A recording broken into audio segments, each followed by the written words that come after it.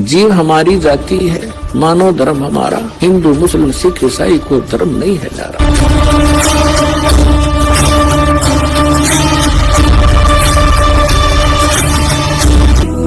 सतगुरुदेव की जय। बंदी छोड़ कबीर परमेश्वर जी की जय। बंदी छोड़ गरीबदास जी महाराज जी की जय। स्वामी रामदेवानंद जी गुरु महाराज जी की जय हो।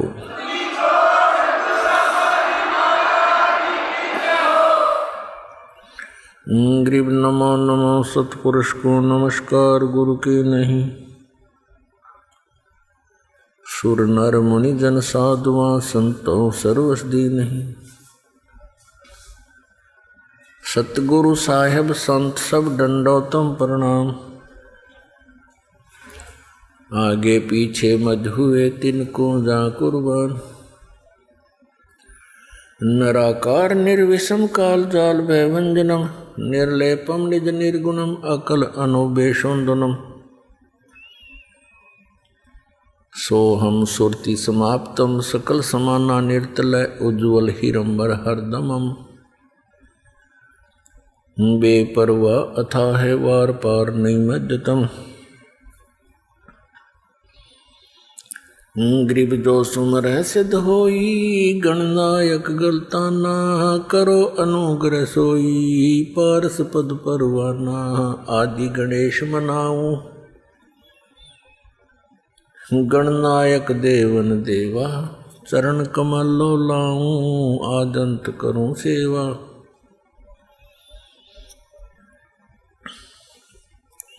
परम शक्ति संगीतम रिद्धि सिद्धि दाता सोई। अवगत गुण अतीतम सतपुरुष निर्मोही। जगदम्बा जगदीशम मंगल रूप मुरारी।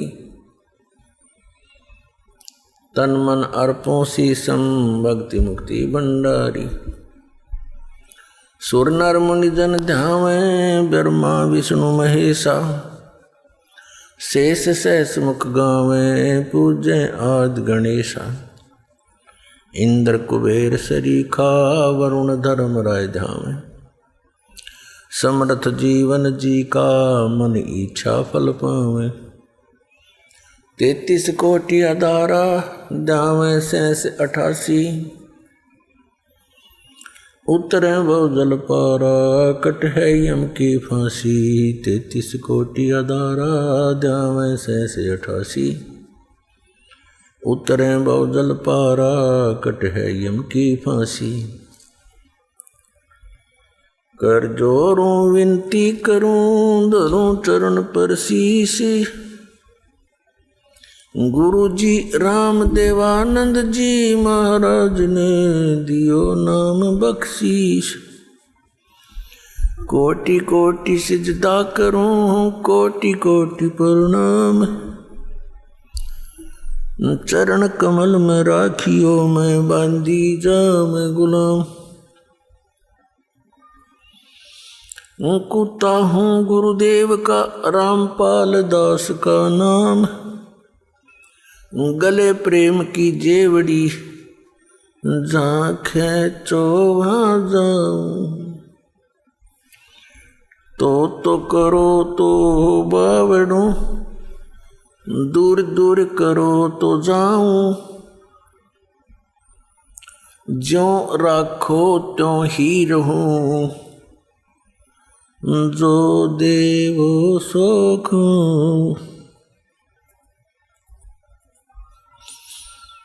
जय इब के सतगुरु मिले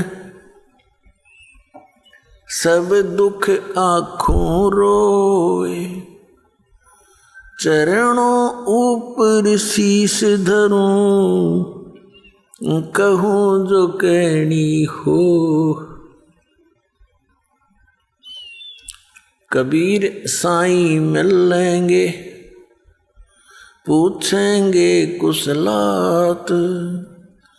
आदि अंत की सब कहूँ अपने दिल की बात। गुरु जी तुम न भूलियो चाहे लाख लोग मिल जाएं।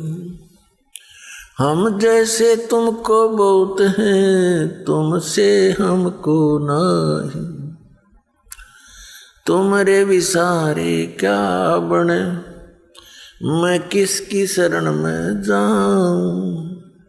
शिव बिरंच मुनि नारद, तिनके हृदय न समाऊं। अवगुण किए तो बहुत किए,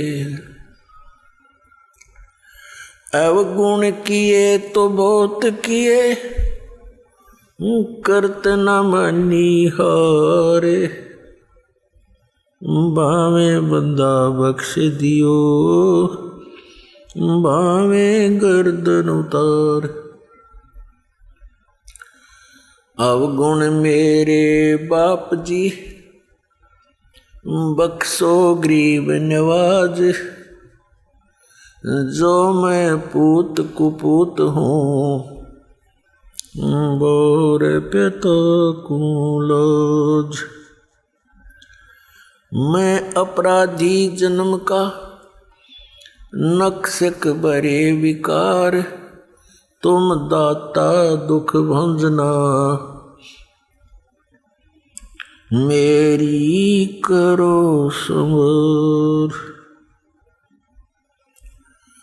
सूरत करो मम साइया,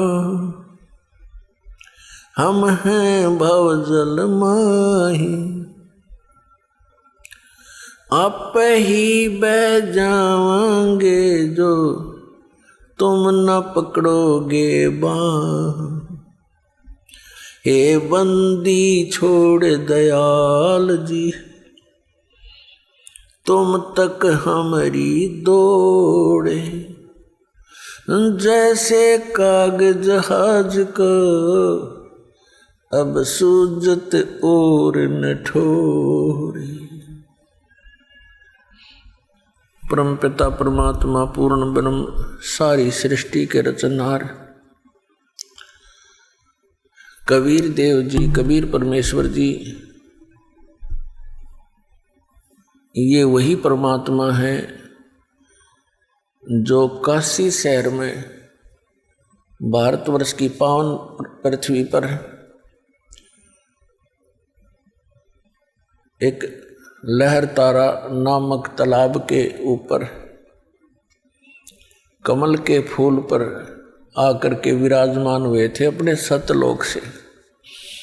सतलोक से चलकर आए थे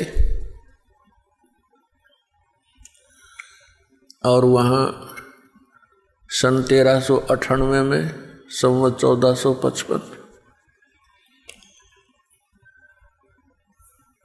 परमात्मा एक नवजात शिशु का रूप धारण करके कमल के फूल पर विराजमान हुए थे। फिर लीला करते हुए बड़े हुए। बचपन से ही छोटी आयु में 5 वर्ष की आयु में ही वो परमात्मा अपना जो उद्देश्य लेकर आए थे उसको पूरा किया।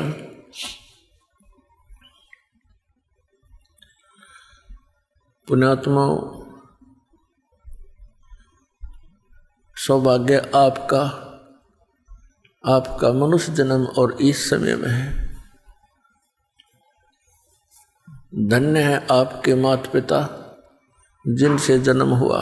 ये वो समय है इस प्राणी को करोड़ों युगों के बाद प्राप्त होता है जो आज आपको प्राप्त है। अभी आप बालक हो और हमारे अंदर इस काल ने अज्ञान घना बरवा रखा है। 1-2 दिन से नहीं, हजारों वर्षों से, लाखों वर्षों से वही लोक वेद हमारे अंदर जमा है। उसके आधार से हम इस तत्व ज्ञान को जल्दी सी समझ नहीं पाते और इतने ही देर लगी हुई है जब तक ये समझ में नहीं आता। फिर तो आपको कबीर भगवान बिना और इस सतलोक आश्रम वाला बिना पृथ्वी पर आपको कहीं ठिकाना दिखाई नहीं देगा। ये सत्कर मान लेना।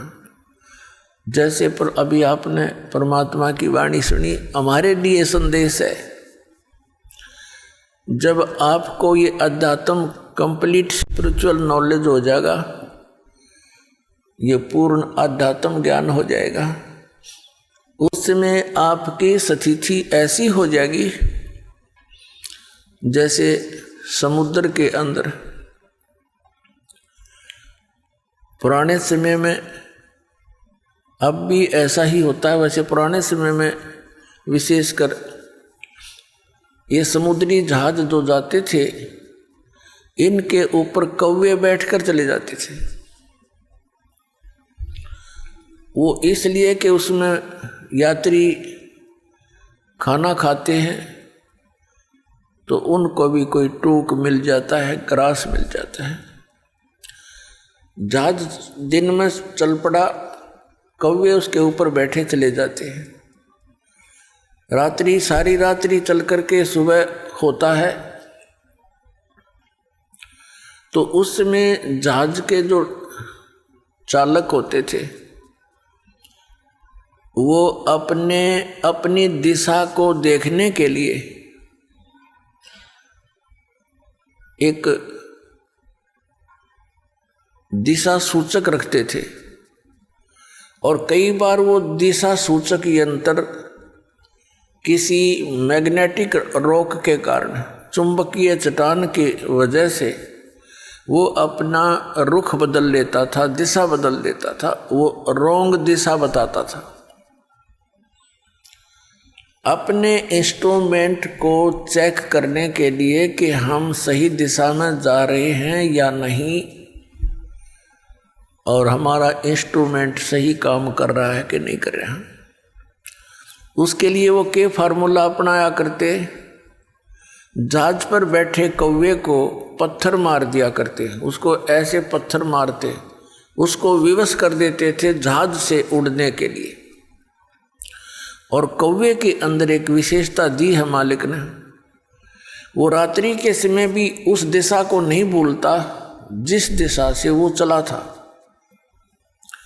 यदि पूर्व दिशा से चले हैं तो वो पूर्व दिशा को भूलेगा नहीं, रात को भी। उसमें एक ऐसा गुण दिया है दाता ने। तो वो कौवा जब उड़ता है वो अपने उसी दिशा को उड़ता है, अपने उसी स्थान को जहां से वो चले थे। तो इससे वो जहाज के चालक अपना इंस्ट्रूमेंट को भी चेक कर लेते, अपनी दिशा को भी सेट कर लेते कि कौवा इधर गया है तो ये पूर्व दिशा है। अब वो कौवा क्या करता था, वो थोड़ी सी दूर जाता, ज्यादा से ज्यादा 100-200 फुट, और वो क्या देखता कि कहीं भी उसको बैठने का ठिकाना नहीं, सब जगह जल ही जल है। मुड़ के वो आखिर में उसी जहाज पर आकर बैठ जाता है। अब उसको उस जहाज के अतिरिक्त उस समुद्र में और कोई ठिकाना नहीं नजर आ रहा जिससे वो डूबने से बच जाए। उस जहाज के अतिरिक्त यदि वो कहीं बैठता है तो वो डूब ही जाएगा। तो इससे परमात्मा हमें याद दिलाते हैं कि बच्चों, जब तुम मुझे समझ जाओगे, इस काल की स्थिति से तुम परिचित हो जाओगे, उस समय आपकी स्थिति ऐसी होगी कि हे बंदी छोड़ दयाल जी, तुम तक हमारी दौड़, और जैसे काग जहाज का अब सूझत और न ठोर। इस परमात्मा कबीर जी के बिना और इस सच्चे नाम और ज्ञान के बिना आपको कोई भी संत महंत जो दिखेगा वो डुबोने वाला दिखेगा। वहाँ आपकी आशा बन ही नहीं सकती, वहाँ इच्छा ही नहीं बन सकती। तो पुण्यात्माओं, परमात्मा ने आपकी किस्मत पर कलम तोड़ रखी है। भले ही आप परमात्मा की शरण में आने से पहले कितने दुखी हो लिए, क्योंकि सुख अपना ही दिया करते हैं। अपना पिता, अपने माता, वही हमें सुख देते हैं।